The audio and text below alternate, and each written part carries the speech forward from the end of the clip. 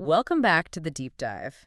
I have to be honest with you, usually when you send over the stack of sources for one of these, I kind of know what we're getting into. Right. Maybe it's economics, maybe it's history, uh, a biography. But this week, I opened the folder and I just saw these titles: The Cosmic Lie, The Quantum Melanin Code, something called the Magnum Opus. Yeah. It's it's a bit of a departure from the usual, isn't it? That is the understatement of the year. It feels like we aren't just reading books today. Yeah.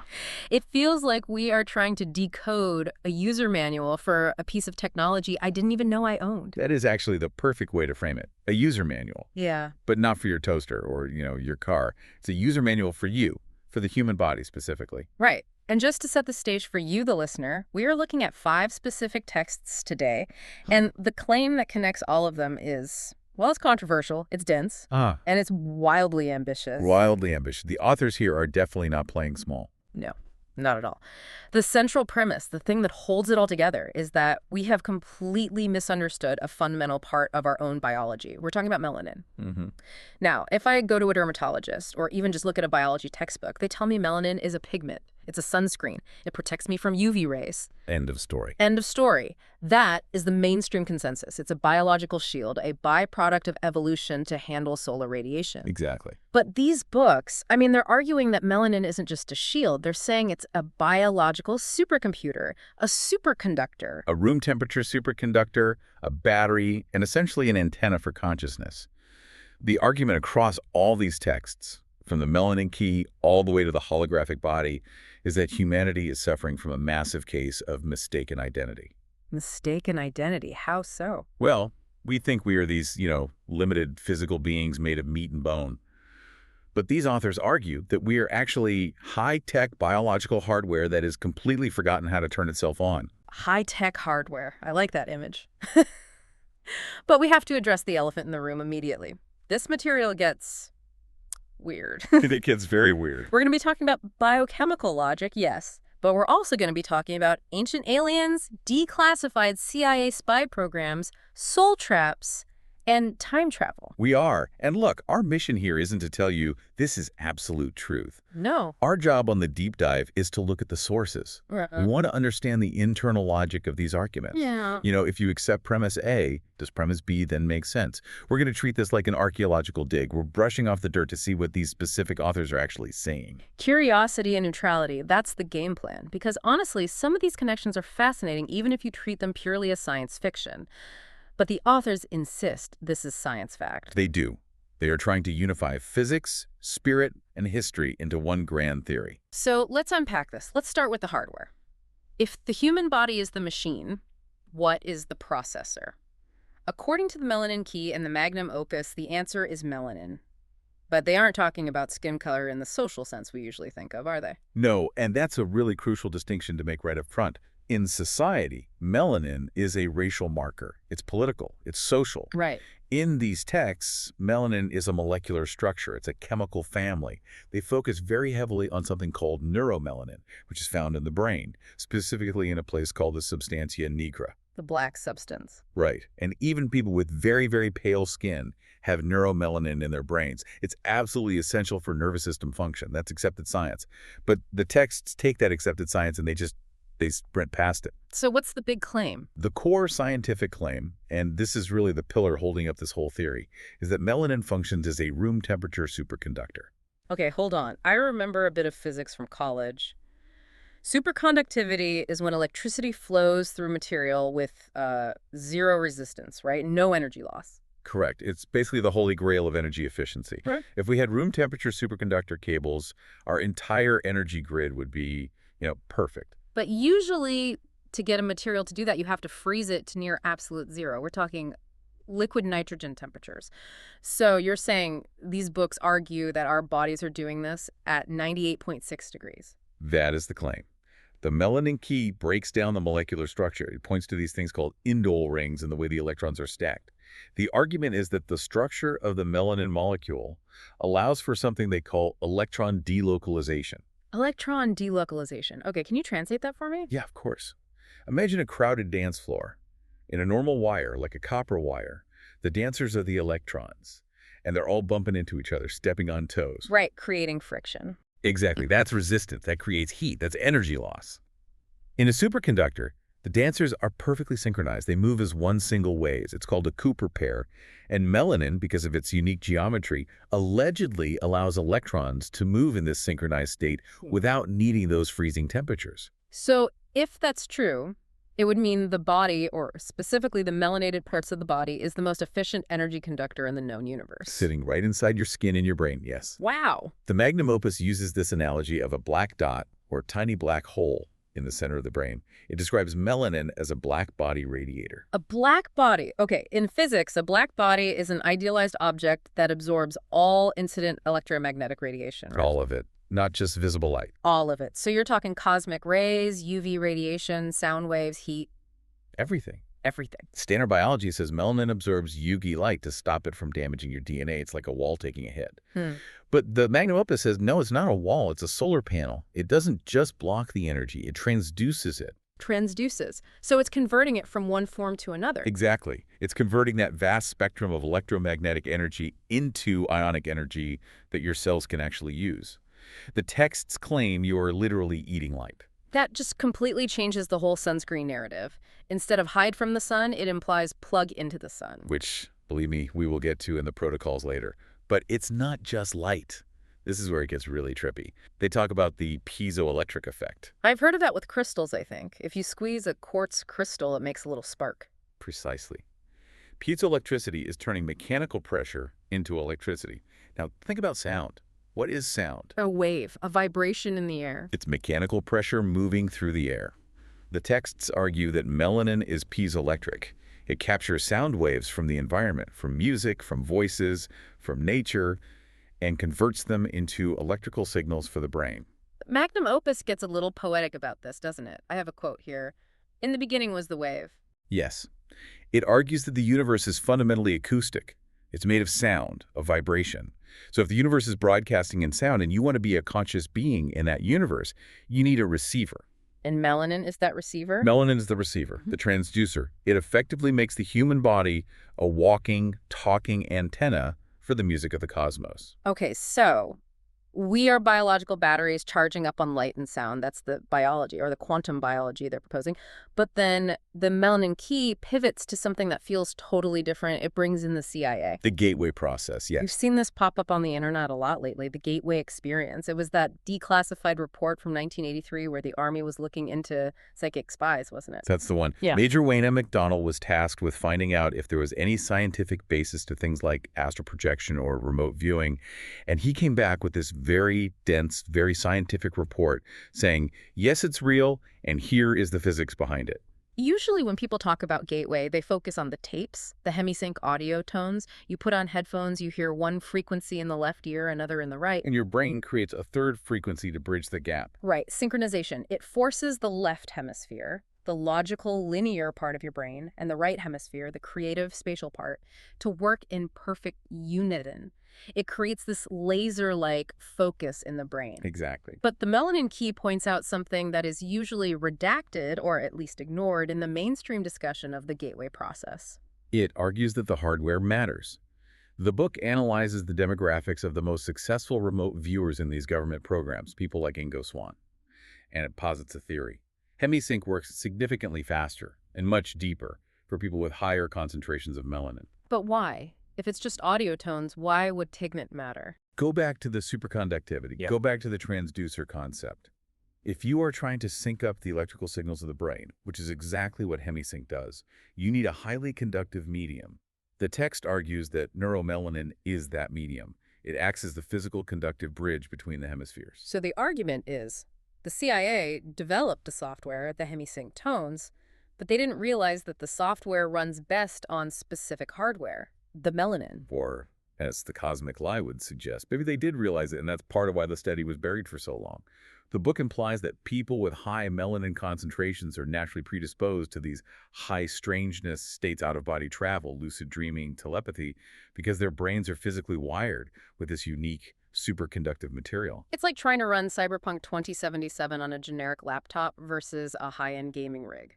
The software is the same, but the performance is totally different. That is the aha moment the author is driving at. The biological capacity for these experiences isn't magic. It's rooted in the physical presence and function of neuromelanin. Okay, I want to pause here for a second, because if I'm listening to this and I'm following the logic, I have a pretty big question. What's that? If this is true, if we are walking supercomputers, if we are natural superconductors, if we are built to be telepathic and run on solar power, why do I feel so tired? Why do you need coffee to wake up? Exactly. Why aren't we all floating around out of body and communicating telepathically? Why does humanity, by and large, seem to be stuck in survival mode, just struggling to get by? That is the million-dollar question. Yeah. And that is exactly where the stack of books pivots. We move from the biology of the melanin key to the history of the cosmic lie. And the cosmic lie, I mean, it doesn't pull any punches. It says our current state, this low-energy, confused, tired state, isn't natural. It's a downgrade. The deliberate downgrade. This is where we have to introduce a term that I had never heard before reading these sources, the Nemlu. The Namlu. It's a Sumerian term, apparently. Who or what are they? According to the source material, we are them, or rather, we were them. The text describes the Namlu as the original humans, but the description is, well, imagine a being that is 15 feet tall. 15 feet. That's massive. Massive and multidimensional. They didn't just walk on the physical earth. They existed simultaneously in higher dimensions. They were the custodians of the planet. And crucially, when it comes to genetics, the text says they didn't have the 2 strands of DNA that we have. They had 12. 12 strands, okay. We hear about junk DNA in mainstream science all the time. I think the stat is something like 98% of our DNA doesn't code for proteins. Scientists used to call it junk. Now they call it non-coding. All right. They basically admit they don't really know what it does. The cosmic lie argues that it's not junk at all. It's the shattered remains of the other 10 strands. It's the dormant software of the Namlu. So we are operating on like 2 cylinders, but we have a V12 engine sitting under the hood that's been completely disconnected. Disconnected is the right word. Because the text narrative is that there was a fall. But not a fall because someone ate an apple from a tree. A fall because we were attacked. Attacked by who? The text describes a cosmic war. It frames this as a conflict between the Devas, who were the guardians or seers of the Namlu, and the Asuras. Devas and Asuras. Those are terms from Hindu mythology, aren't they? Yes, but the book strips away the religious context and uses them to describe, essentially, extraterrestrial or interdimensional factions. The Asuras are described as invaders or a parasitic consciousness. The cosmic lie also uses the Gnostic term archons to describe them. And what do these archons want? Why downgrade us? The claim is that they are inorganic beings. They cannot generate their own energy or connection to what the texts call the divine source. So they need food. And we are the food. Specifically, our energy is the food. But not just any energy. The text claims they feed on low vibrational energy. Fear, pain, anger, stress, lust.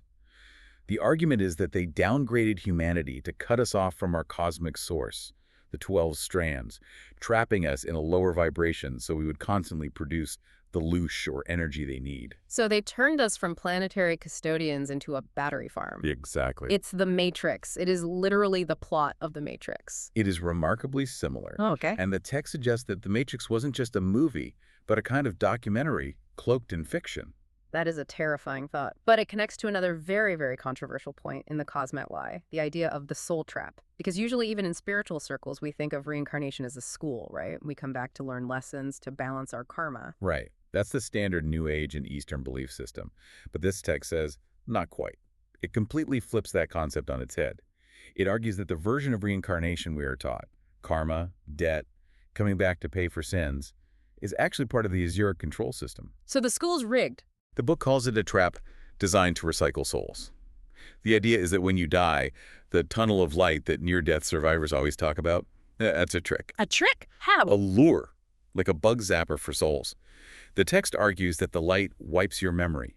It scrubs your identity as a Namlu, as a sovereign being, and sends you back into the simulation, into a new body, to keep producing that low vibrational energy. If you can't remember who you really are, you can't escape the cycle.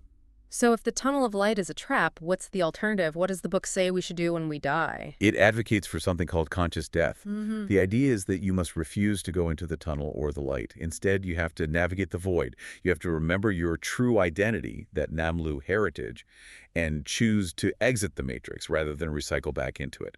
It's all about retaining your memory and your sovereignty. Wow, it's like the ultimate jailbreak.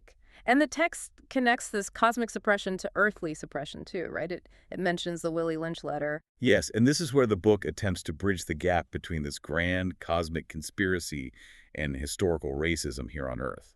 It mentions the Willie Lynch letter, which, is a controversial historical document, but the principles in it regarding the psychological breaking of enslaved people are very real. Breaking the mind to control the body. Exactly. But the cosmic lie adds this metaphysical layer. It argues that inducing self-hatred, specifically making people hate their own skin and their own history, was a strategic move to keep the technology dormant. Because if you hate the hardware, you'll never even think to learn how to use it. Precisely. If you are taught that your melanin is a curse or just a color or something to be ashamed of, you will never investigate it as a superconductor. You create a psychological block that prevents the biological activation. It's a firewall in the mind. That is a profound connection. It links the sociopolitical to the metaphysical in a way I have never seen before. Okay, so let's just recap for a second. We have the hardware melanin as a superconductor. We have the reason it's been turned off, the cosmic lie, the DNA downgrade, the soul trap. Now let's talk about the operating system. How does this technology actually interact with reality? This brings us to the holographic body and the quantum melanin code. This is where we leave the aliens for a bit and go back to physics. But it's deep quantum physics. Both texts rely very heavily on the work of a physicist named David Bohm. Bohm is a big name. He worked with Einstein. He was one of the greats. He was. And Bohm proposed that reality has two distinct orders. He called them the explicate order and the implicate order. Okay, break those down for us. The explicate order is the physical world we see. Chairs, tables, microphones, our bodies, everything that is unfolded and appears solid. The implicate order is the enfolded ocean of potential. It's the quantum level where everything is connected, where time doesn't exist in a linear way, where everything is just pure information.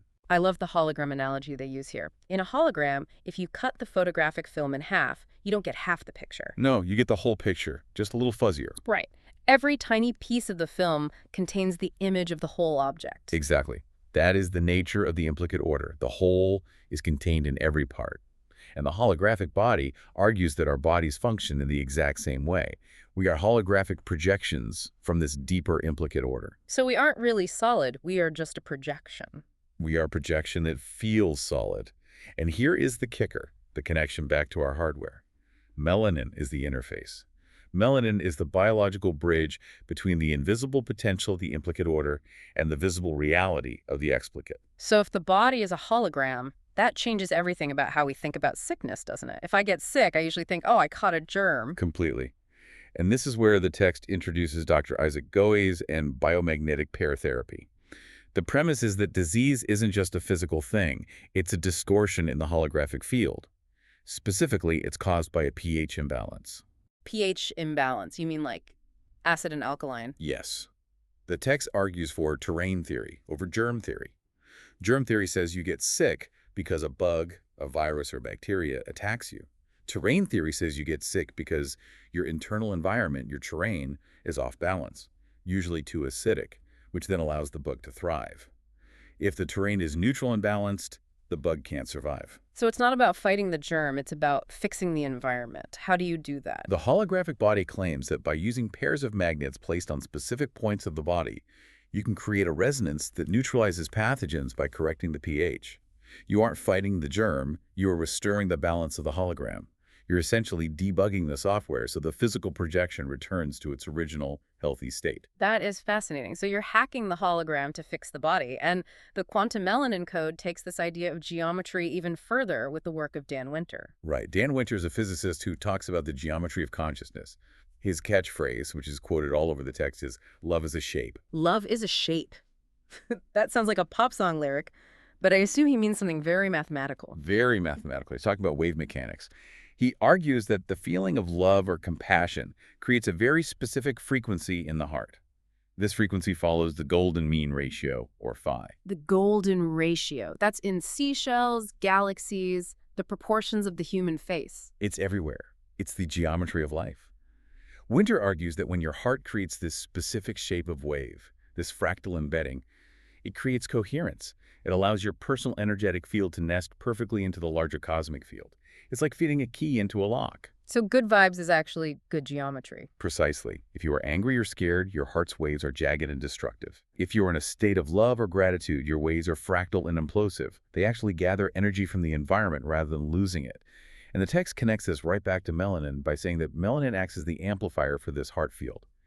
If your heart creates the fractal field of love, melanin is the antenna that broadcasts it into the implicate order to manifest your reality. It's incredible how these books weave all this together. We have the biological superconductor, the suppressed history, the holographic physics, and the geometric heart. But, and this is the big but, the listener is probably thinking, okay, this is a cool theory, but what do I do with it? How do I turn on the machine? Exactly. If I'm a dormant Namlu, how do I wake up?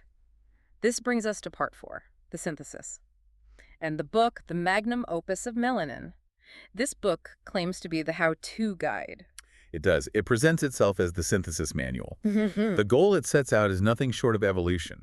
It says we need to move from Homo sapiens, the wise man, to Homo luminous, the light being. it gives very specific protocols. Let's walk through these. I want to know exactly what the user manual says we should be doing on a Tuesday morning. Okay, let's start with the most direct one, the most obvious one given what we've said, sun gazing. Now, wait a minute. Usually we are told to avoid staring at the sun at all costs. My mother told me I'd go blind.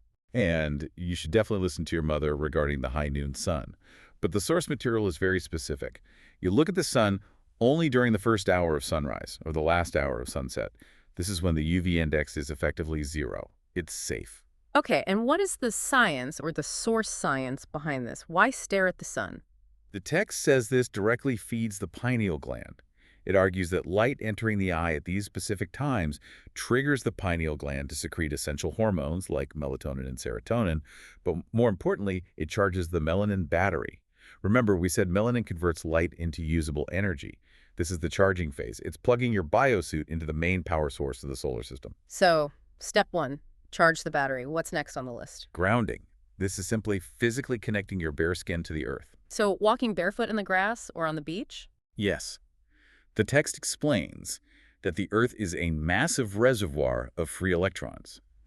But because we wear rubber-soled shoes, and rubber is an insulator, and we live in insulated houses, we are disconnected from the Earth's natural electrical field.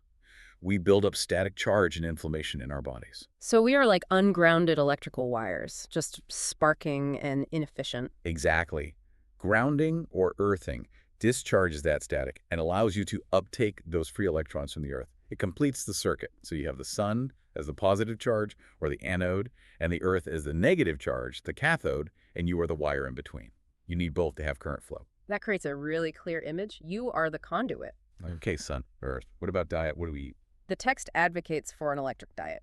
It moves away from the standard breakdown of carbs, fats, and proteins. It categorizes food as either dead versus living. And I'm going to assume living means plants. High vibrational alkaline plant-based foods, yes. But specifically, the concept of biophotons is key here. Biophotons, biological light. Exactly. Plants are masters of photosynthesis. They store sunlight as these tiny packets of light called biophotons. When you eat a raw, fresh plant, you are ingesting that stored light. You are literally transferring that light into your own cells to fuel your own light body. If you eat processed food or even meat from an animal, the text argues the light is gone. It's dead energy. So you are eating light to become light. It's very consistent, I'll give it that. It is. And then there is sound. We talked about the universe being acoustic. So how do we use sound to hack our own system? This part was fascinating. It mentions the Hebrew alphabet, right? It does. It brings in the work of a man named Stan Tenen on the flame of consciousness. It talks about the Hebrew alphabet, not just as letters for writing, but as two-dimensional geometric shadows of a complex three-dimensional spiral form. And the protocol involves chanting or toning. Like chanting Yes, is the classic one. But the text talks about specific frequencies to vibrate the DNA. The claim is that DNA is like a tuning fork. If you hit it with the right sound frequency, the right vibration, you can cause it to resonate and reorganize itself back into coherence. You can literally vibrate it back into that 12-strand configuration. You are rewriting your own biological code with sound. Exactly. Okay. And finally, there is the intention ritual. This brings in particles called deltrons. Deltrons. That sounds like a transformer. It does. It comes from the work of a scientist named William Tiller. He theorized a type of particle, the deltron, that bridges the gap between human emotion and physical matter. It acts as the glue. So how do we use them? The protocol is to clear your space, Get into that heart-coherent state we talked about, that golden mean geometry of love and gratitude, and then visualize your intention with intense focus. The claim is that melanin acts as the Deltron activator. It speeds up the process of turning a thought into a thing. It makes your mind a 3D printer for reality. Okay, so let's look at the daily routine laid out here. Sunrise, gazing to charge the battery, barefoot walking to ground the circuit, eating biophotons to fuel the system, chanting to tune the DNA, and focused intention to shape reality. That is the daily practice of an aspiring Homo luminous. It sounds like a lot of work, but if the payoff is what these books claim, Well, let's talk about the payoff. This brings us to part 5, the advanced capabilities. What happens if you actually do all of this and succeed? this is the high strangeness section. And the magnum opus really doesn't hold back here. It claims that a fully activated melanin system unlocks abilities that we would absolutely consider to be superpowers. Total superpowers. We're talking about biological immortality, for starters. Yes. The text links melanin directly to telomeres. Hmm. As you know, telomeres are the little protective caps on the ends of our DNA chromosomes. Every time a cell divides, that cap gets a little bit shorter. When it's gone, you age and eventually die. And the text says melanin can stop this. It claims that fully activated melanin can trigger the enzyme telomerase to regenerate the telomeres. It can reverse the shortening process, effectively stopping or even reversing the aging process. You become biologically timeless. And it gets wilder from there. Teleportation. Teleportation and time travel. Okay, how on earth do they justify that? You have to go back to the hologram. If reality is a hologram and your consciousness is the projector, then your location is just a coordinate in the program. If you can learn to shift your consciousness to a different point in the implicate order, you instantly manifest in that new location in the explicate order. You aren't moving physically through space. You are shifting the projection, like changing the channel. That makes my head spin. And what about the Merkaba? The Merkaba is described as the light body vehicle. It's a counter-rotating field of light 2 tetrahedrons spinning in opposite directions that you generate around your body with your consciousness. The text claims this is the vehicle for interdimensional travel. It's how the Namlu moved around the cosmos. It's your own personal spaceship made of light. It's a lot to take in. But the texts also talk about a collective aspect to all this. It's not just about me becoming Superman. It's about the Great Awakening. Right. It's not a selfish journey. They mention the 100th monkey effect. That's the idea that once a certain number of individuals in a species learn a new behavior, it suddenly spreads to the whole species, right? Even across vast distances without direct contact. Exactly. It creates a morphic resonance in the collective field. Right. The text argues that we don't need all 8 billion people to wake up. We just need a critical mass. Once enough people activate their melanin and reconnect to the cosmic grid, that knowledge will instantly become accessible to the rest of the species. It will be like a software update for humanity. The melanated age. Yes, or the Satya Yuga, the age of truth, in Vedic terms.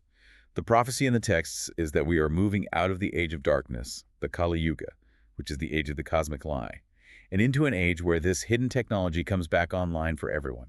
It's a shift from individual survival fighting over scraps to collective planetary healing and creativity. It is a beautiful vision, regardless of whether you accept the physics or the history. It's a vision of reclaiming our power and our responsibility. It is. And it ties everything together. The stack of books tells a complete story.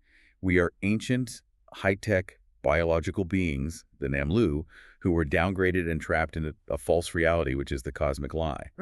But we still possess the original hardware, melanin, and the operating system, holographic consciousness, to hack the system. And the magnum opus is the user manual to do it. That is the perfect summary. It's a narrative of empowerment. Instead of being victims of a broken system, we are sleeping giants. Exactly. So for the listener, the learner, who is digesting all of this and maybe feeling a little overwhelmed by it all, where does this leave them? It leaves them with a question. Yeah. A final provocative thought that's derived from the quantum melanin code. Okay. If reality is a hologram and your body is the projector, what happens when you finally learn how to change the film? I love that. Stop watching the movie and start directing it. Exactly. You've been sitting in the audience for far too long. So, to you, our listener, you don't have to start trying to teleport tomorrow. But maybe try the safe protocols, try the grounding, take off your shoes and stand on the earth. Look at the sunrise for a few minutes. See if you can feel that hum of the universe that these texts talk about. Just be curious. The manual's in your hands now. It's up to you if you want to read it. Thank you for diving deep with us. We'll see you in the next hologram. Or the next dimension. Take care, everyone.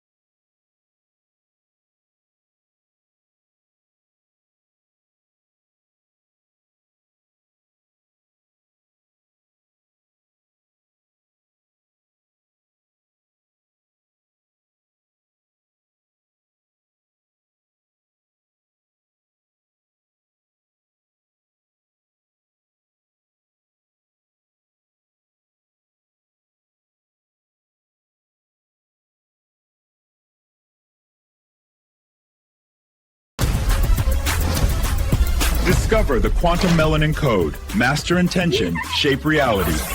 Begin your transformation today.